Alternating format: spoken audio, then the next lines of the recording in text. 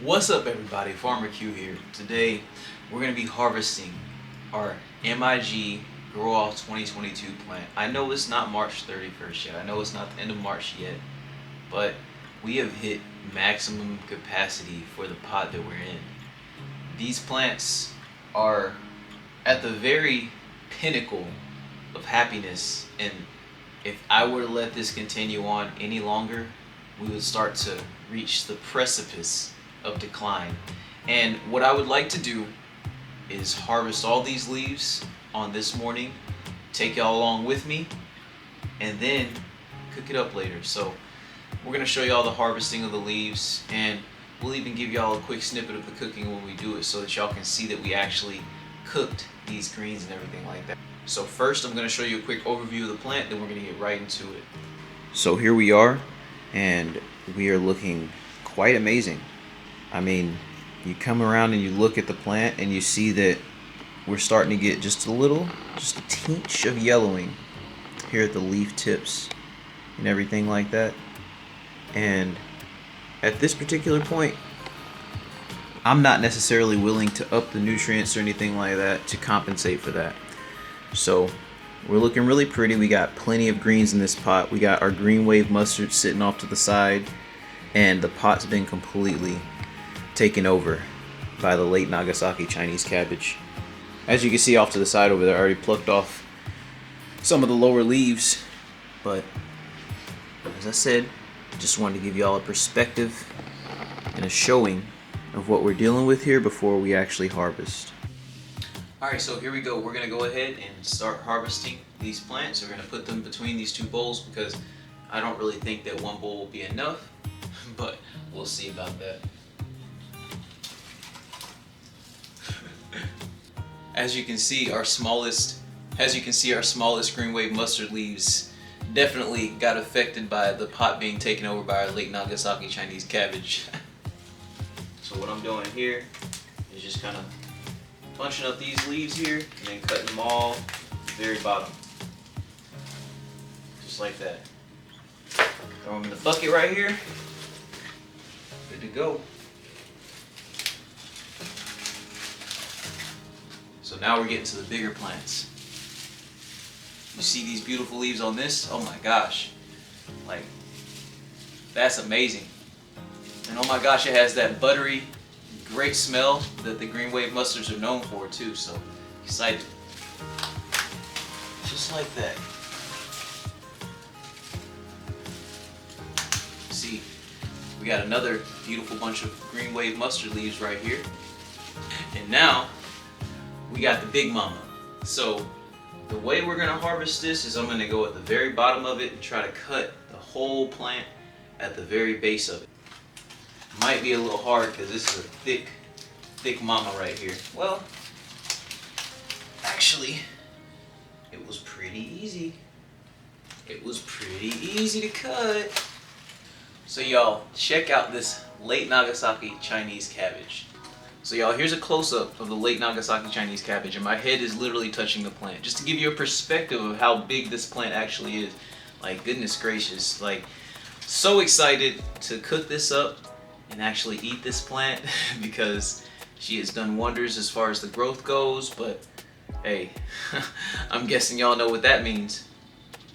So just another quick look at the two bowls of greens. The late Nagasaki Chinese cabbage is even taking over the bowl. Don't even look like it's in a bowl. But over here we got the green wave mustards. Beautiful greens, look at it. So these greens, what I'm planning to do with these is I'm gonna take these greens and actually keep most of the stem. So I'm actually gonna cut it like right here and keep the bulk of the stem inside of there for crispiness, crunchiness, because it's tasty. So yeah, kind of put it on like this. And I just chop it off, and that's what I'm gonna do a light rinse on. Like I said, very light rinse. We grew this indoors, like no bug pressure whatsoever, and no real pathogens whatsoever. So we're just gonna do that little chop, and then we're gonna keep it moving. So I'm just gonna toss it right on over into the sink over here.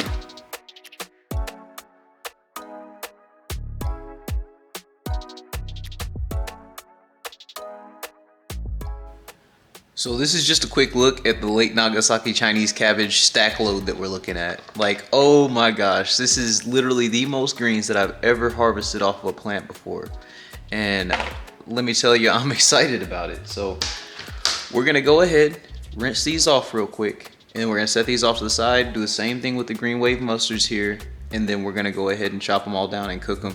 We're not gonna make this a long process. Like I said, I just wanted to show you a snippet of the process, so there we go.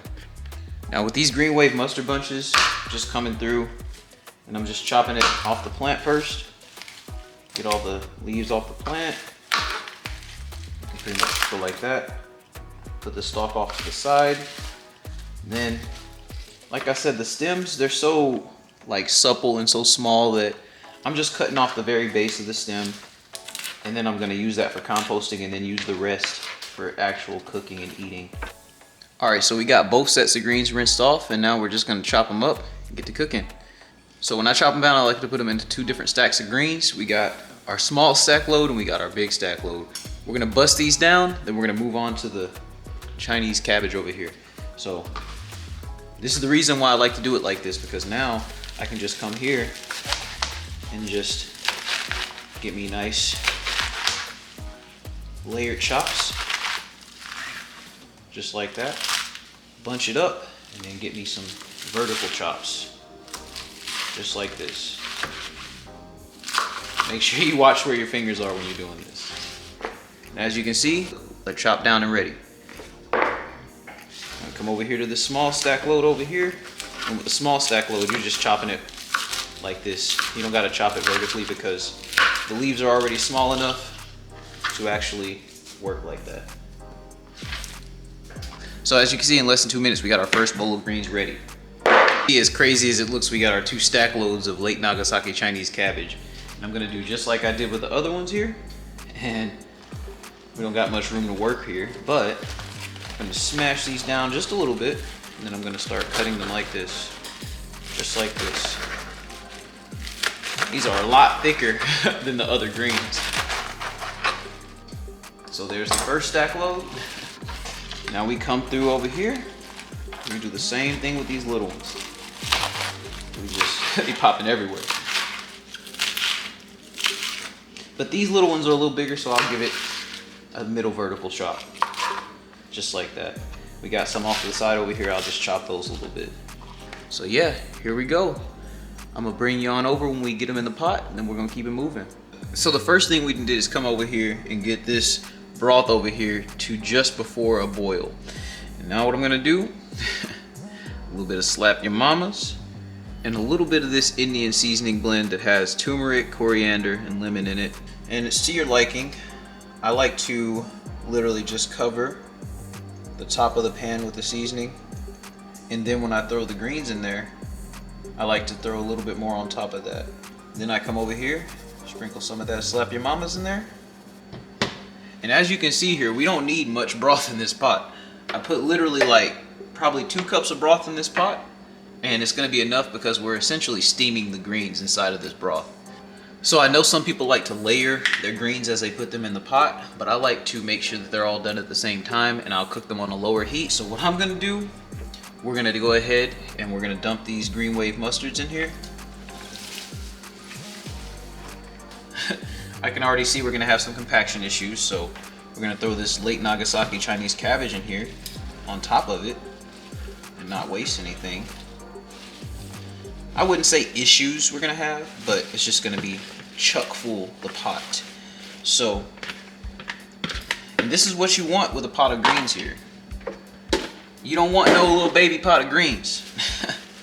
Like I said, I'll throw a little more slap your mamas on top of it, because as it's steaming and cooking down in this pot, those seasonings are gonna kind of get into the fibers of the greens. There's not much in this seasoning container, so I'm just being a little liberal with it because I'm pretty much using the rest of it. Turmeric blend, we're gonna do the same thing. This is a little thicker, so it's hard to get out of the bottle. There we go. So when we come back, I might throw a little bit more seasoning on there, but just the tiniest amount. When we come back, we're gonna go ahead and call it done. So when you get back, you'll see it completed. And one more thing too, I like to do this whole process when you're dealing with this Frigidaire electric stove. The eye on the bottom left is super hot, so I put it on the not so super hot one, and then I set that to just above medium heat, between 5 and 6.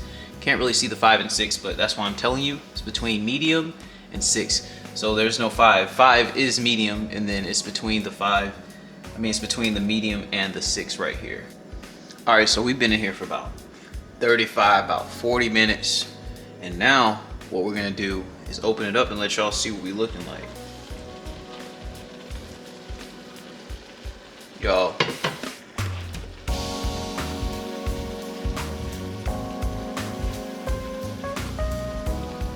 so y'all just give it a look. Just give it a quick look. My goodness.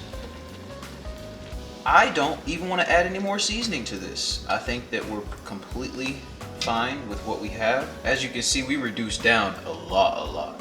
But this is a pretty big pot, so when we go into our container that we're gonna hold these in, we're gonna have a lot more space. So y'all look, like these greens, premium, A1, great greens.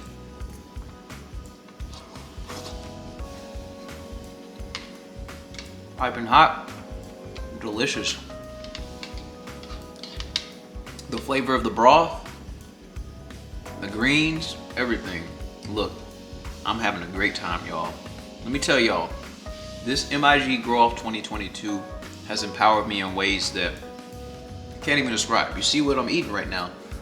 This is because we decided to do this competition, and I'm super excited because it goes beyond competition. You know, we're teaching each other and we're teaching ourselves how to really thrive in the environment of growing indoors, just in case we have to at some point to make ends meet between the seasons, because you never know where the world's gonna go, and it's really nice to be able to have a safeguard of sorts. So y'all know what that means. That's Farmer Q out.